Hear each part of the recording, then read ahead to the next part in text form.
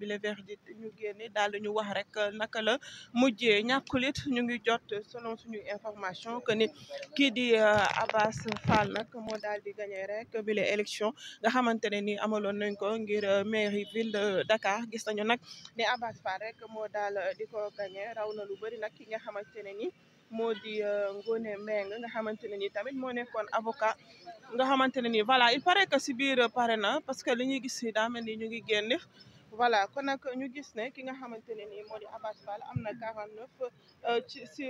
sur 88 votants kii di Ngoné Mbengue rek moo daal di topp ci ginnaawam ak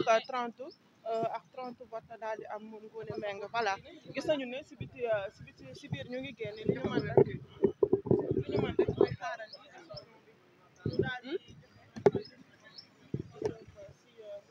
donc mbokki internet yéen ñu ñuy bàyyi xel daanaka décision bi daal dinay wàcc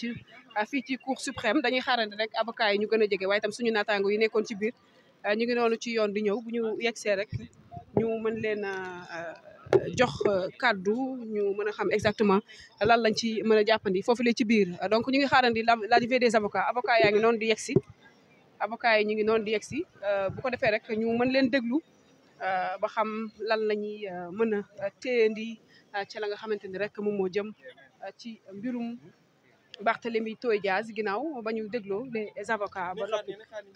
non nañ jege ni parce que fii dafa xaw a gars yi dem nañ de mënoo si dal baal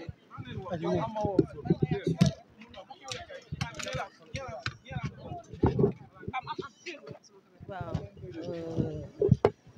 information bi daal dinay verdict est tombé au niveau du cour suprême waaye dañoo rejeté maanaam dañoo mujjee rejoindre ñi nga xamante ne waa ville de Dakar donc actuellement mais Abass Fall est maire ville de Dakar voilà rejeté nañ li nga xamante ne moom moo di requête bi nga xamante ne Barthélémy Dias indi woon na ko fii au niveau du cour suprême fii ci cour suprême bi ñoom daal comme ni ko avocat général bi demandé rek dañoo rek daal di rejeté li nga xamante ne moom moo di requête bi nga xamante ne Barthélémy Dias indi na ko fii kon nag mi nanoo jàpp ne fële nga xamante ne moom moo di mairie ville bu Dakar Abass Fall moo fay actuel maire incha allah. Oui, il faut prendre. Il y a la réaction des la réaction des avocats de l'État. Ñu jël leen. sama loxo bi daa am problème. soo paree nga dimbali ma ci micro bi. sama loxo bi daa am problème damay xool ku ma koy téyewal.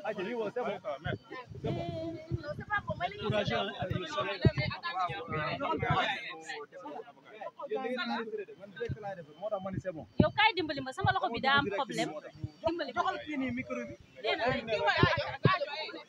damay bindaale parce que doo tey day bindaale.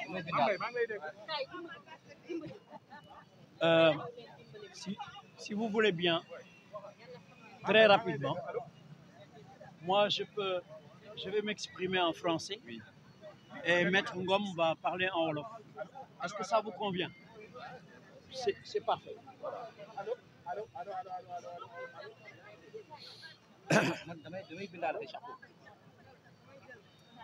Oui.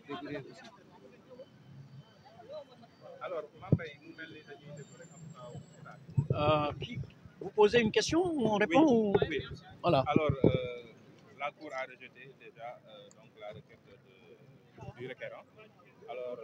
quelle réaction déjà et quels sont les argumentaires qui motivent le rejet? Alors, satisfaction d'abord pour la décision qui a été rendue, non pas par la Cour, mais par le juge des référés. Le juge des référés de la Cour suprême, qui a rendu une décision de rejet en motivant que d'abord, il n'y a aucune urgence qui existe en l'espèce, malgré ce que les demandeurs avaient affirmé, qu'il n'y avait également aucun risque que la loi ait été violée par cette décision-là. Que donc, au motif de cela, le juge des référés a rejeté donc la requête de M. Barthélémy Dias. Voilà, et a dit que le préfet n'avait violé aucune loi. Voilà. En gros, c'est ça. Alors, il y a un recours en annulation qui sera vidé également le 18. Est-ce que ça va déteindre? Ce n'est pas un recours en annulation, c'est un recours pour excès de pouvoir contre la décision, la lettre 3925 du préfet, qui déjà avait fait l'objet d'un recours devant la cour d'appel. Il faut se rappeler de ça. Et que la cour d'appel avait rejeté la demande d'annulation qui avait été faite devant elle et qui était prévue par la loi. Donc, au total, jusqu'à présent, tous les recours qui avaient été faits par M. Barthélémy Diaz ont été rejetés à ce jour. Donc là, c'est clair. Voilà. En wolof. Ousseynou. Voilà donc ñi ngi gërëm ñi fi teew ñëpp di wax ne yoon may nañu tey dëgg si procédure bi nga xam ne dafa opposé woon état du Sénégal à Barthélémy Diaz may leeral tey liñ doon àtte lan la ndax dafa bëri woon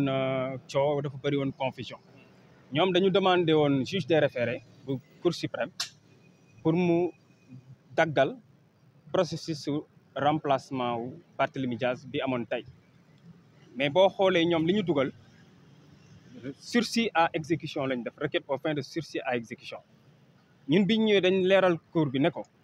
ñoom seen demande bi sax daanaka baaxul ndax la ñuy laaj amatul ndax boo xoolee loi de 2008 sur la Cour suprême moo prévoiroon li ñuy wax requête au fin de sursis à exécution sursis à exécution amatul depuis 2017 recours référé suspension moo am donc ñoom la ñuy laaj sax dafa leerul si ñoom donc soulevé nañ irrecevabilité bi juge bi tendre leen la perche jubanti indi nangu pour ñu li ñu naan recevabilité recours waaye teewul booy xool fond bi pour xool ndax la ñuy laaj mën na am ou pas dafa am ay conditions également yu article 84 posé article 84 de la loi sur la Cour suprême ñaari condition la posé benn bi il faut que mu am urgence mooy loo xam ne mënul xaar il faut que tamit mu am li ñuy wax doute maanaam lënt wala lu leerul si légalité décision bi nga xam ne mooy fondement recours principal bi ndax damay leeral ne pour nga mën a def référé suspension bi il faut nga def recours pour excès de pouvoir moom la sama naataango bi wax léegi defoon nañ recours pour excès de pouvoir boobu te programmé nañ ko le 18 janvier donc juge bi ba muy statuer ñaari conditions yi daf leen ne la urgence bi ngeen di wax amul